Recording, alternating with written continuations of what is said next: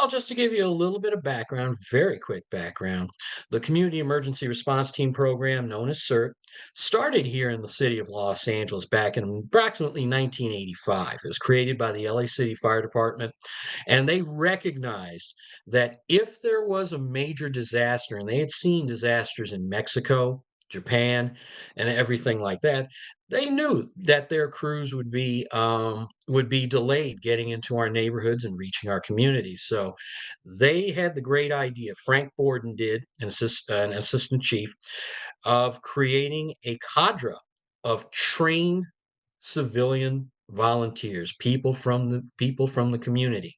And to answer your question, there are three main aims to the community emergency response team. First of all, it teaches you how to take care of yourself. Mm. Even though we talk about team, before we can talk about team, we have to be okay with everything with ourselves and at home. Welcome to the All Things Wildfire podcast, where we delve into the latest trends and hot topics in protecting properties against wildfire. So sit back, relax, and join us as we arm you against disaster. All right, everyone. Welcome to another podcast with the All Things Wildfire. Today's guest I have is someone that is involved with the CERT program, And I'm going to have our guest really kind of like explain what the CERT program does, how it works. And let me introduce him. His name is Chin. And Chin, your last name, how do you pronounce your last name? Smith. Smith. Yeah. Okay. Yeah. Good try. It's like 45 letters there. I'm trying to give it a shot, but go ahead. What do you got, Chin? And I always like to start off on that fun note. The last name is Thammasaengsri, and the whole name Chin Thammasaengsri, and I'm a member of the Community Emergency Response Team based here in the city of Los Angeles, and I've been active with that team for the last decade. Awesome.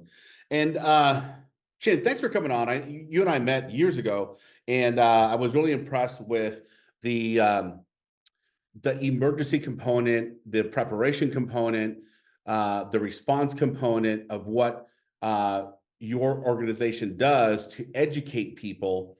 And can you unpack that a little bit as far as what you all do, what you do it mainly for, right? Like we talked earlier, in Florida, it's hurricanes, right? But here in California, what's the main focus of this CERT program?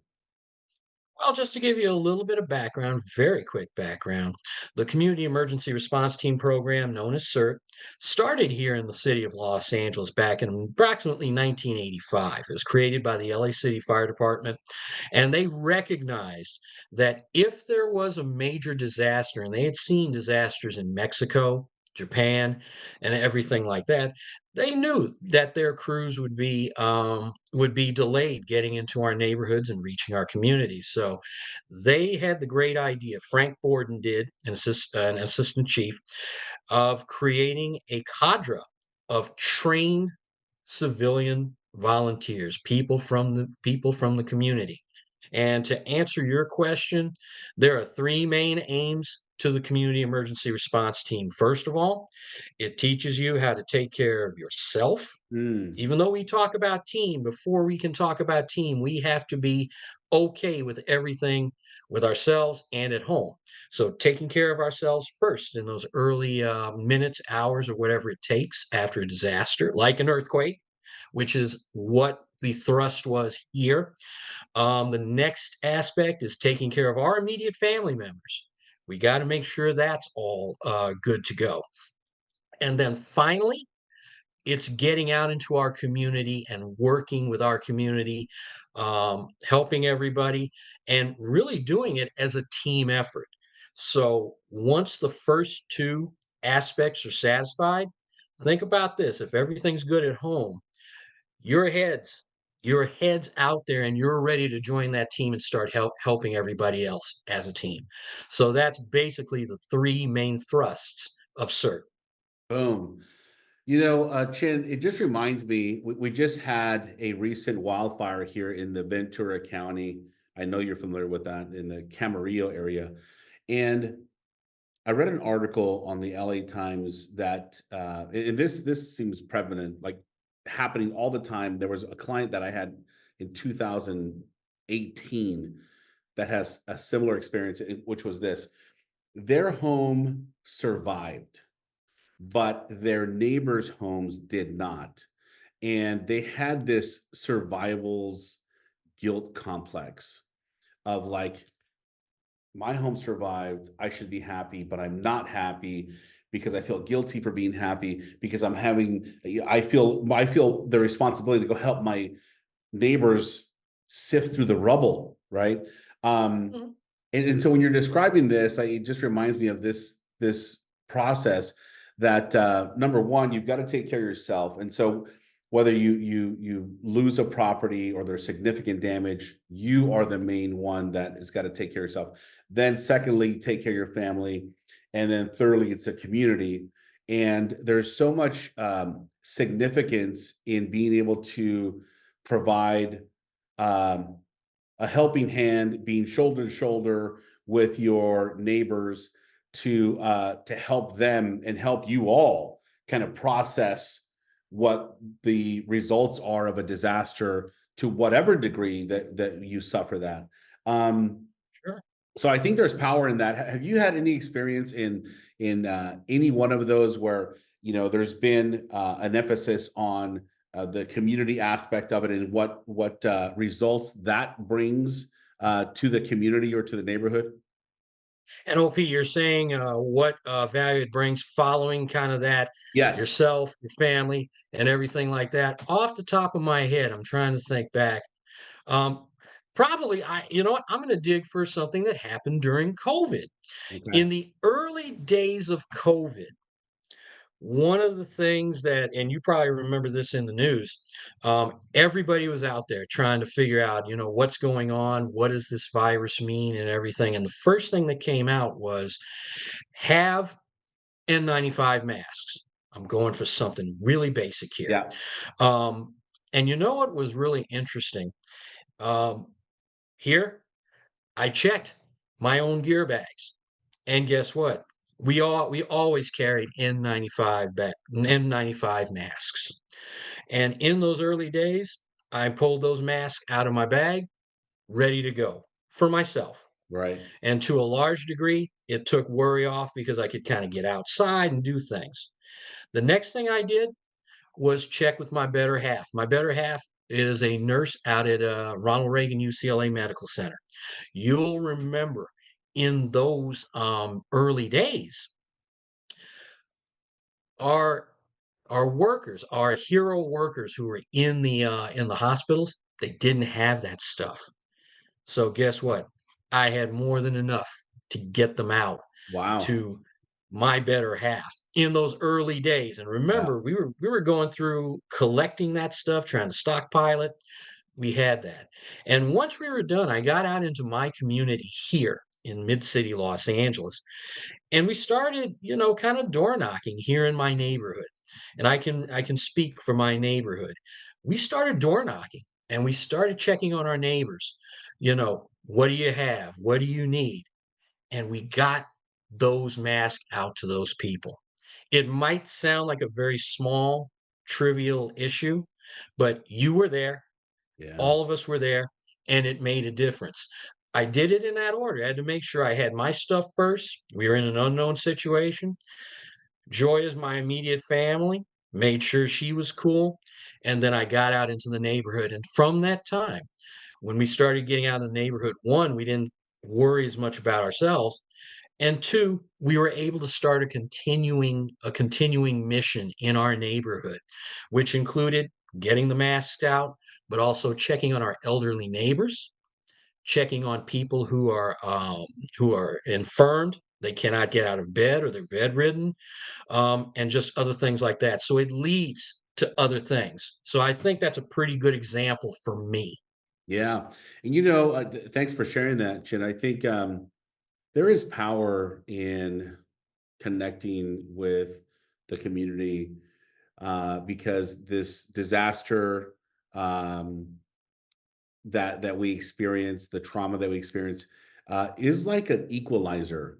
It doesn't matter uh, what kind of house you have. It doesn't matter what kind of car you drive. It doesn't matter the nationality you are. It's just like we're all dealing with this thing, and the act of going out to meet with your neighbor and see how they're doing with whatever we're experiencing, I think is such a great outreach for us to step out of our comfort zone. Because if we don't do it, someone may never do it, and then we're all stuck in our homes and we're doing our own thing and we're living in our little bubble. When the reality is, there's so much more power in being able to connect with others to get something done collectively. Well, OP, I kind of want to go with that because, as you know, you live here in Southern California, as we all do.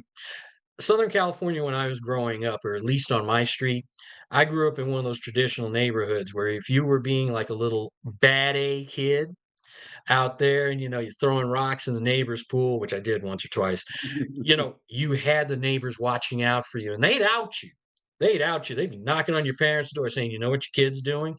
And those were the greatest kinds of neighborhoods because everybody was interlocked and always um, connecting with each other. They connected through block parties and different things like that. We don't see a lot of that now. Our society has changed a little bit where we're a little more isolationist. And what I want to say to everybody out there, no matter where you are, whether you live in a fire zone, flood zone, earthquake zone, or whatever, you need to interact with your neighbors because if there is a disaster, whatever that disaster is, you don't want to meet your neighbors that morning because really you're out of business. You want to get with them, you want to form a plan, Mhm. say, "Hey, this is how we're going to interact," et cetera, et cetera. You want to do that in advance of anything. So, and it's very hard to get people to do that now more than ever. So, I wanted to kind of walk down that path. I like that. I live in an HOA, and it's so incredible. And I live on, around hills surround us. We have wildfire threats all the time, and I'm well aware of the risks there. And I was about to say I do my best to educate my neighbors, but I don't. Like that's the reality. It's like I got to be honest with myself. We have these Zoom calls, right, to be able to get together on these HOA meetings, and we have what 73 homes, and we get maybe 5, 6 people show up, and it's so frustrating, man. And but the reality is, like, that's just what we deal with. And I think beyond that, I have to be able to understand, um, it is what it is, and it's up to me to go into my own street and deliver flyers, which I've done once, and I've got to do over and over again, and really make a point to extend an invitation for an educational um, talk, right? 30 minutes Mhm. about the wildfire risk. On top of that, it'll be the earthquake risk for us, right? Here in California. Like making sure that we all have the ability to, number one, keep our family safe. Number two, be safe and among our own neighbors in our own community. So I have to do a better job of that. And I would just challenge the listeners to also do the best they can to for all of us to make uh, more efforts to connect with our neighbors and say, hey, look, let's. I'm not sure if you're aware of this, but we live in the wildland urban interface, and here's what that means. And maybe it's just a Mhm. flyer or invitation to listen to this podcast, right? Small little things like that that can really help the neighbors have a better understanding for them to consume information at their own pace, at their own time. So I've got to do better at that for sure. Go ahead, Chen. You had something to say. And OP, I'm going to tell you something. You mentioned earlier that you do your HOA meetings and like 5 people show up. We see it everywhere, where it's neighborhood councils, whatever. Right. Um, One suggestion to you folks: if those 5 people who regularly show up, start with them. Start saying, "Hey, let's do something a little bit different here. Let's talk a little bit about our wildfire threat here. Let's talk about some things we can do to prepare." And what I suggest as well is as you kind of get into that process, um, start tasking those 5 people you have to, I think you and I are old enough. Remember those old commercials from Alpha Beta, Tell a Friend, Alan Hamill? Task them with going out and say, hey, by the time we have our next meeting, let's see if we can all bring at least one more person to this group. If 5 people do it, then you've got 10. And then you just continue doing that. But what you should do is work with the people you've got. Guess what? If it's the 5 people you've got, you guys are probably the most valuable asset in that community, because when stuff is going down and when the fit is hitting the shan, that was an edited version. Um, when the I fit love hits the shan, you guys are actually going to go out there, and while your neighbors are running around crazy and everything like that, saying, "Oh my God, the sky is falling," you guys, and this is what CERT teaches us as well. In addition to having the skills of doing everything I talked about a little bit earlier, you learn how to manage people, because here's the secret. Mm, mm, mm. In most cases, I'm a CERT guy. I can tell you from my own neighborhood here, I live in a neighborhood of about 75 homes. There's about 3 of us in the general area who are trained as CERT people. What we understand is that on that morning, when it happens, we're probably going to be more of in a management role of saying, okay, guys, stop running around, stop worrying that, the world is caving in. Let's put something together. And we'll say, hey, three of you, my neighbors, start door knocking. You over here, you're taking care of pets or whatever it is. For those, that's just an idea, and that really is something you guys will be managing. Now, for you guys in the wildfire zones, I'll tell you something. First of all, I want to start off by saying, just in general, obey any messages you get from authorities. That's key to anything else. Don't care about anything else. Make sure you obey. If they say leave this area now, get out of there. Boom. It's like, don't overthink it. And I know people don't want to leave their homes, especially in those mountainous areas, because you might get looters and all that kind of stuff. But, I have to tell you, I'm obligated to tell you that it's just stuff. You know, it's devastating for us all, but your life comes first. At least you're alive at the other side to worry about it. So do that first, but have a plan in place in all of our burn areas, because your threat's a little bit different. The idea in my mind is really reconnaissance, keeping an eye on the fires, where they are they moving in your direction, knowing all of the messages that are coming from, like, our notify, fill in the blank, fill in the city, notify texts, television, everything like that, and then having an escape plan. So, one, get with your neighbors and work that plan out. Like I said, you all have to do it, and collectively, you guys can work an escape plan by, one, figuring out, what's your primary route of escape, what are your alternate routes of escape, et cetera, et cetera. So get together and work those plans out as a group. Your plans will be a little bit different, but work those plans out and have something cohesive in place. I didn't mean to rattle on, but No, I it love kind of that. got in my mind. No, I love that. I think for those that live in the wildfire zones, whether you're in Colorado or New Mexico, wherever you might be, um, having an app or having an alert system. There's a Watch Duty app for wildfires. If you haven't downloaded that, I suggest please download Mhm. Watch Duty app, and that will give you alerts as to the ignitions that are taking place near and around your properties, and uh, and that's going to give you the awareness. Number two, you touched on the evacuation zones or evacuation routes.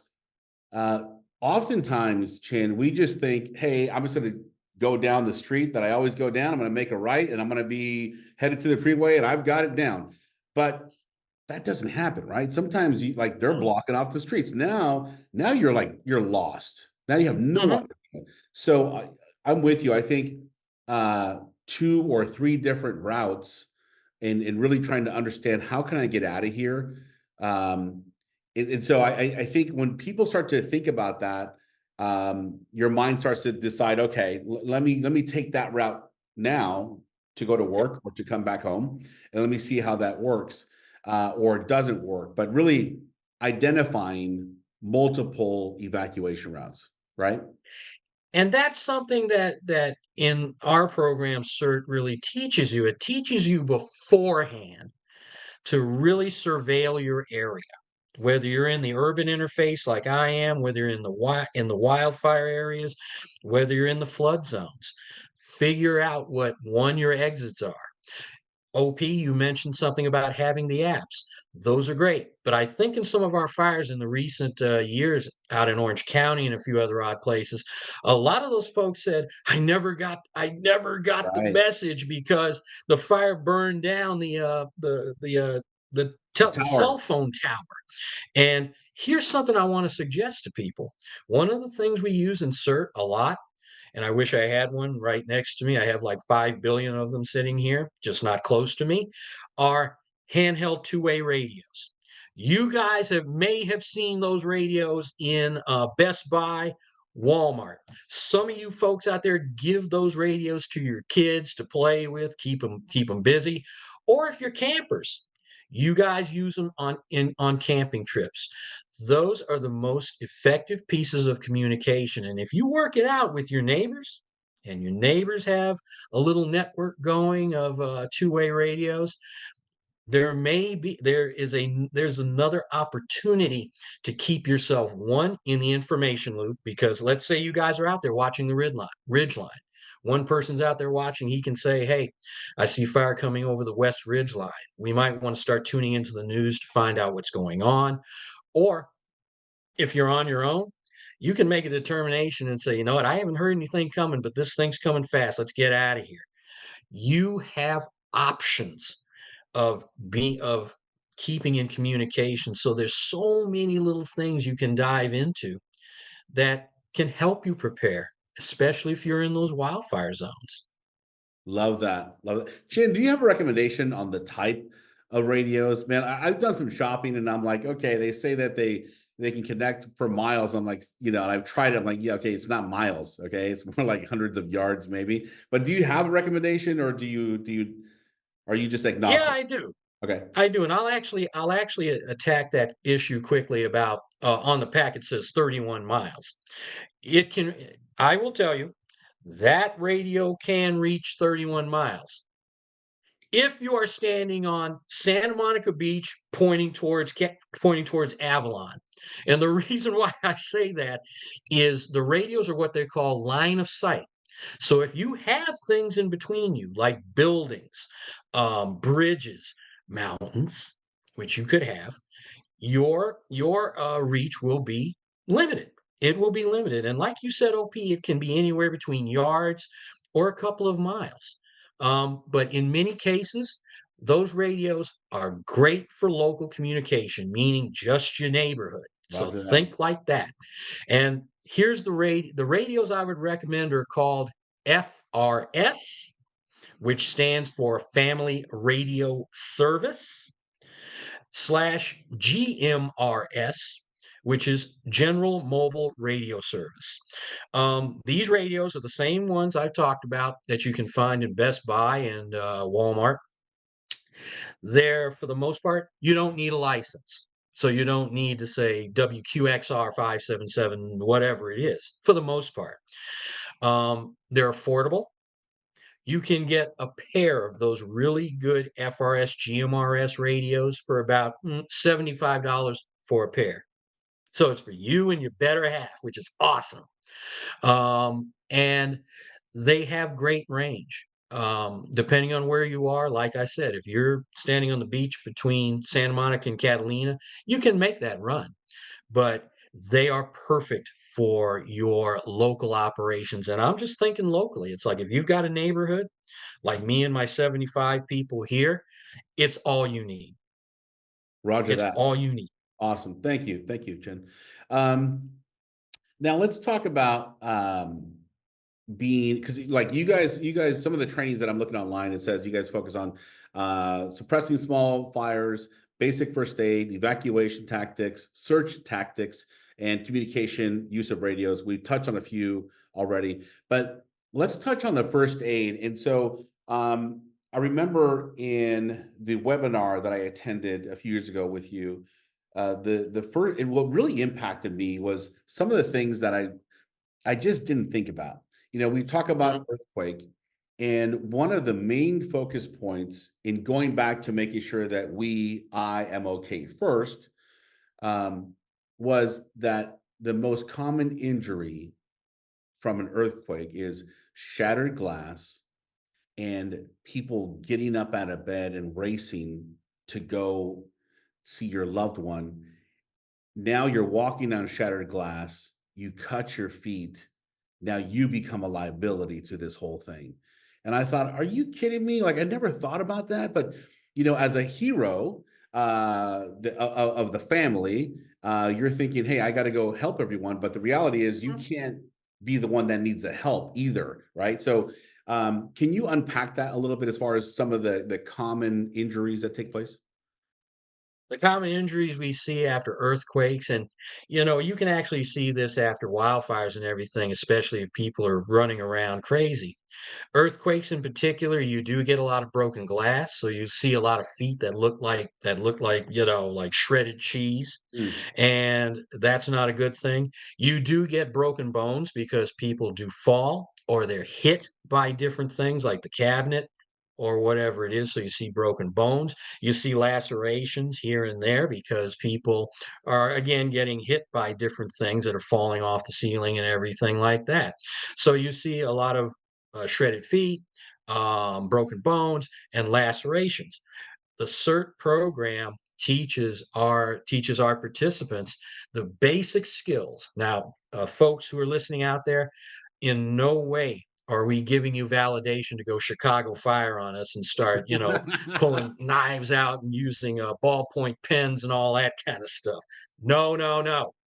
But what we are taught to do is to treat those lacerations, clean them up, have a good first aid pack lying around. And actually, I have my first aid pack lying around behind me with all the basic things. Practice within the scope of what you're trained to do.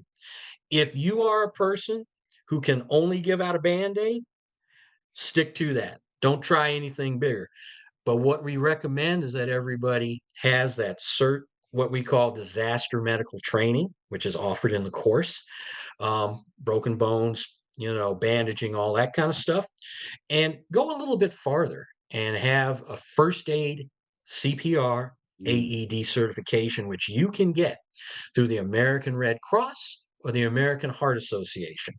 Gives you a little bit more to work with. So that's what you're supposed to do. And during a wildfire, and I've heard this many times from people who live up in the mountains and everything like that, sometimes they've had to run out of there. And you're running down the path and you're tripping over rocks and everything, and maybe you have twisted an ankle out there. Mhm. It might be your neighbor who comes to you. It probably will be your neighbor who comes to your aid, and hopefully they're trained to dress you and then help you get out of there. So it is useful in every interface. Mm. I see so much value here, man. And unfortunately, the value is not something that people would really see now until we go through it. That's when you're like, dang it, man, I wish I knew. So Chin, as we wrap this up, I think what I want to do is, can you let people know how they can get involved, even your organization, how they can connect with you in the future? Because what I want to do is really encourage homeowners to, number one, have an understanding of evacuation routes, on how to have first basic first aid training to help themselves and their family, and then being able to learn how to communicate with the community, specifically our neighbors.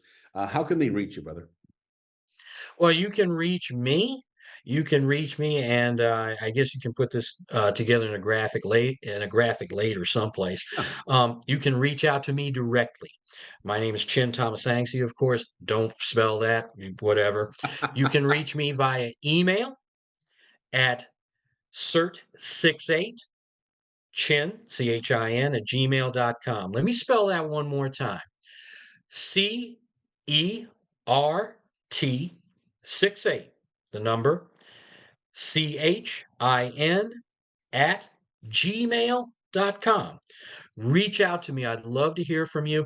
And for those of you who are listening, if you want to connect with the CERT program, and again, what I like about CERT programs is that they're kind of customized for every community. I can guarantee you, for those people in those valley and wildfire areas, there's definitely a wildfire component they talk about. And the one thing I want to say, which is very critical, we always talk about preparing for the earthquake, and I know sometimes that makes people's eyes roll back in their head because we haven't had a really serious earthquake in 30 years. And they say, "Why should I do that? Why should I waste my time? I want to watch Chicago Fire." You can see a Chicago Fire theme going here. Um, but the reason why we say earthquake is because if you prepare for an earthquake, and let's go back to the story that I told at the very beginning of this. During COVID, the N95 masks we talked about, I was preparing for the earthquake, but I was otherwise prepared for everything else that came my way. Boom. Who could have dreamed up a pandemic? Yeah. But that stuff that I kept in my backpack and still have, I refilled it. It saved me. Those early days, I was not in the store trying to find these things, and other things it taught me was water was not going to be a problem, and definitely toilet paper wasn't going to be a problem. So I watched people. So it taught me that this program, preparing as part of this program, prepared me for everything else. It will prepare you for everything else, including wildfires. So make sure you prepare for that. Engage your CERT program. Like I said, most fire departments, police departments, or emergency medical or CERT emergency management departments run the program. Find out what you've got in your area. Take it. 7 weeks of skills. You'll thank me for it. You may never remember the name, but you'll thank me for it. Boom. I love that. Chin, thank you so much. I really do hope that some people take initiative here. I know that I am going to. I'm going to be a lot more, want to use the word aggressive, but more engaged with my neighbors and with my street. And then we will move on to the entire community because it has to happen. I just know that bad things will take place. Worst things Yes. will, let me put it this way. Worst things will take place if I'm not already engaged with my neighbors when we have a disaster. So, Let me add a little something to it as we come to the wrap up of this. Being prepared in your community in many cases will allow you to remain with that community. If you're in a wildfire area, you guys might get transferred to another place or whatever it is, but at least in many cases, you guys will remain together and wherever you end up. And who takes care of you better than that community who wraps around you? boom. So get those skills. Get those skills, know your neighbors, interact with your neighbors, and in a time of disaster, rally around each other and take care of each other. Those are key lessons that we have learned in past disasters, like Hurricane Katrina down in New Orleans. There was no better example, and people wrote down there. They said, if we had something like the CERT program or some other program to let us know, we probably would have been a little better off. OP. Boom. We need to learn to take care of each other. I love that. Thank you, Chin, so very much. I really appreciate your time and your expertise. And thank you for sharing, brother. That's all for this episode of All Things Wildfire. If you like this episode, be sure to subscribe to our show and follow us on social media to stay up to date on all things wildfire. And as always, thanks for listening.